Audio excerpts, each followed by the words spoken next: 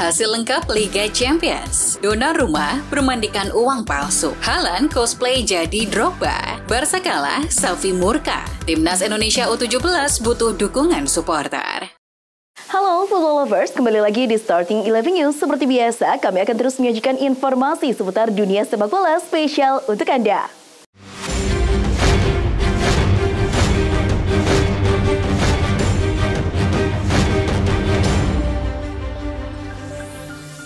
Borussia Dortmund meraih hasil positif pada pekan keempat Grup F Liga Champions 2023-24.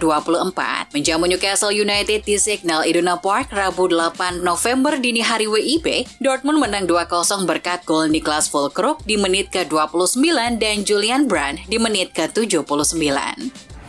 Shakhtar Donetsk memberikan kekalahan perdana untuk Barcelona pada fase grup H Liga Champions di Stadion Volksparkstadion Hamburg, Jerman, Rabu 8 November dini hari waktu Indonesia Barat. Shakhtar Donetsk meraih kemenangan tipis dengan skor 1-0 berkat gol tunggal Danilo Sikan 5 menit sebelum babak pertama usai. Manchester City menjadi tim pertama yang memastikan diri lolos ke fase gugur Liga Champions. Hasil ini didapat setelah pasukan Pep Guardiola meraih kemenangan atas Young Boys Rabu 8 November dini hari waktu Indonesia Barat. Bermain di Etihad Stadium, The Citizens menang dengan skor telak 3-0 lewat brace Erling Haaland di menit 23 dan 51 dan Phil Foden di menit 45+1. AC Milan berhasil menumbangkan Paris Saint-Germain 2-1 dalam matchday keempat Grup F Liga Champions di San Siro. Les Parisiens memimpin 1-0 lebih dulu lewat Milan Skriniar dan Rafael Leao tak lama membalas untuk membawa tuan rumah mengimbangi 1-1. Situasi berbalik di babak kedua. Striker asal Prancis Olivier Giroud mencatatkan namanya di papan skor untuk membuat Milan menang 2-1. Di pertandingan lainnya, Atletico menang 6-0 atas Celtic, Vena Zvezda kalah 1-2 dari Leipzig, Lazio mengalahkan Feyenoord 1-0, dan Porto menang 2-0 atas Antwerp. Christian Pulisic baru-baru ini pulih dari cederanya untuk bersiap menghadapi pertandingan Milan hari ini. Namun kembali mengalami kemunduran setelah dikeluarkan dari lapangan karena cedera. Ia menderita cedera hamstring di saat-saat terakhir laga kontra PSC yang bisa menjadi kabar buruk bagi tim nasional Amerika Serikat. Timnas AS sekarang akan berkeringat sambil menunggu kabar seberapa serius cederanya karena pertandingan penting melawan Trinidad and Tobago akan segera tiba. Kembalinya Gianluigi Donnarumma ke San Siro disambut dengan sejumlah uang. Tapi bukan uang beneran, mantan kiper AC Milan ini dihujani dengan berlembar-lembar uang palsu. Uang palsu ini memang sudah disiapkan sejak lama. Sejak sebelum laga dimulai, fans Milan mencetak ratusan sampai ribuan lembaran uang palsu dengan muka Donnarumma di kertasnya. Aksi ini dilakukan pendukung Milan sebagai bentuk kekecewaan mereka terhadap kiper timnas Italia itu. Sebab sang kiper pernah mengkhianati Milan dengan membelot ke PSG pada 2021 lalu. Laga Dortmund versus Newcastle di Signal Iduna Park digelar pada Selasa 7 November malam waktu setempat. Fans tuan rumah menyiapkan sambutan lewat tifo raksasa. Spanduk itu diberi tulisan, "Anda tidak peduli dengan olahraga ini. Yang Anda perlukan hanya uang." Tulis spanduk itu. Sindiran itu ditujukan untuk UEFA. Tifo lainnya juga mengecam Presiden FIFA Gianni Infantino. Gambar Infantino disandingkan dengan bos PSG Nasser Al-Khelaifi dan bos Juventus Andrea Agnelli.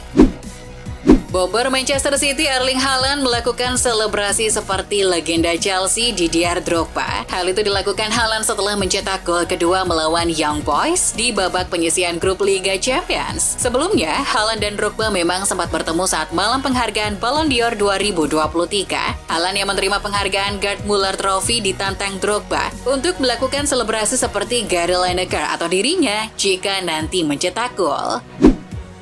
John Stones mengalami cedera saat Man City menang atas Young Boys. Pasca pertandingan, Guardiola langsung memeriksa kondisi Stones dan menurutnya cedera sang pemain ia gambarkan sebagai kabar buruk bagi The Citizen. Ototnya bermasalah, dia cedera, jadi dia akan absen untuk sementara waktu. Sangat disayangkan baginya karena dia adalah seorang profesional yang luar biasa.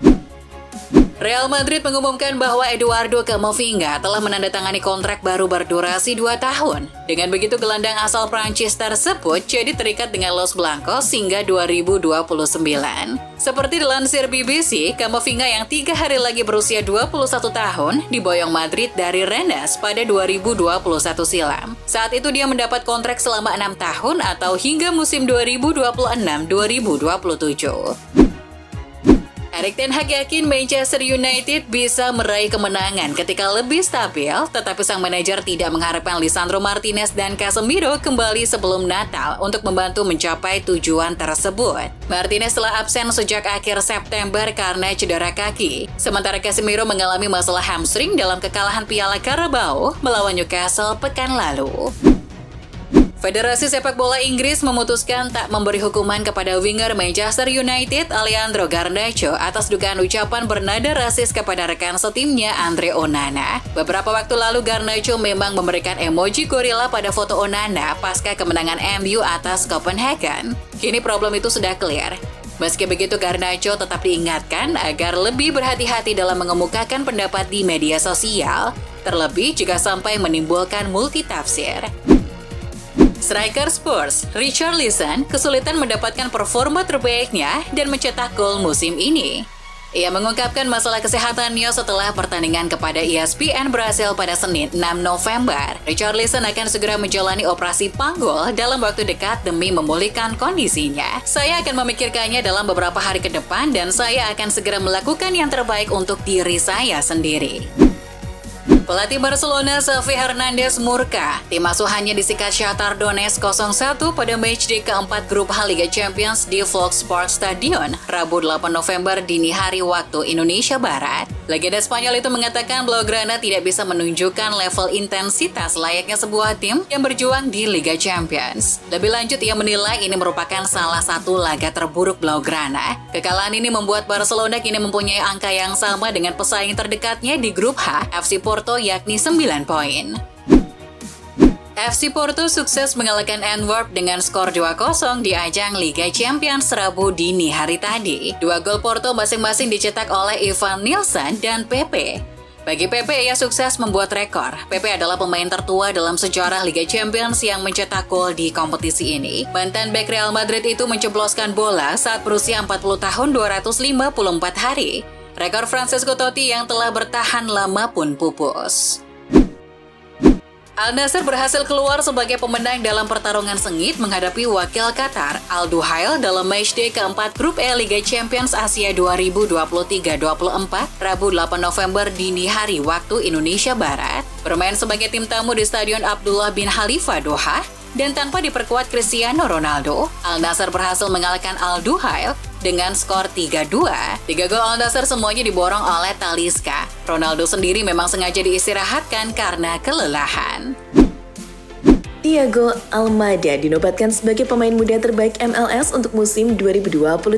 Gelandang Atalanta United itu tampil mengesankan sepanjang musim dengan timnya finish di urutan ke-6 di musim reguler wilayah timur. Almada mencetak 11 gol dan membuat 19 assist musim ini. Ia menjadi pemain kedua dari tim yang memenangkan penghargaan musim ini setelah Georgios Giacomakis mengalahkan Lionel Messi untuk pendatang baru terbaik tahun ini.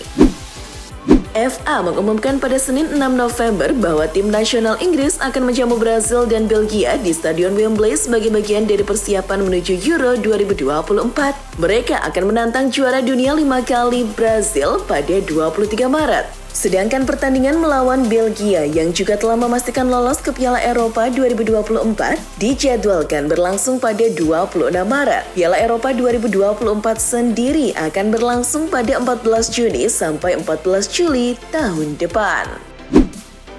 Phil Neville telah ditunjuk sebagai manajer baru Portland Timbers dengan kontrak hingga 2026. Peran baru mantan bek Inggris dan Manchester United ini muncul setelah ia dipecat oleh sesama tim MLS Inter Miami pada bulan Juni. Saya sangat gembira dengan tantangan ke depan. Sejak pertama kali saya bertemu dengan staf, saya tahu ini adalah kesempatan yang tepat bagi saya, klub yang tepat untuk saya, dan kota yang tepat untuk saya, kata Neville. Satu lagi penggawa Real Madrid yang memutuskan untuk mengikat komitmen lebih lama bersama Los Blancos. Bek andalan mereka, Eder Militao, dilaporkan akan segera menaikkan kontrak baru. Menurut laporan Fabrizio Romano, Eder sepakat untuk bertahan 5 tahun lagi di Los Blancos. Ia akan membela Panji El Real hingga tahun 2028 mendatang. Bek timnas Brasil itu juga dilaporkan akan diproteksi dengan klausul rilis nilai 1 miliar euro agar tim-tim lain tidak bisa membajaknya.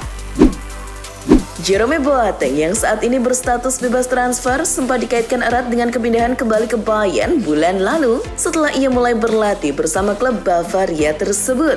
Namun langkah itu akhirnya tidak terwujud. Kini, Goal melaporkan bahwa penasihat bek Tolga Derekan bertemu dengan manajer klub Jerman Heidenheim, Holger Sandwort, pekan lalu di Munchen. Laporan tersebut lebih lanjut mengklaim bahwa meskipun ada pertemuan antara kedua pihak, kecil kemungkinan Boateng akan bergabung dengan klub Bundesliga yang berada di peringkat ke-13. Defender Liverpool Ibrahima Konate masih punya sisa kontrak 3 tahun.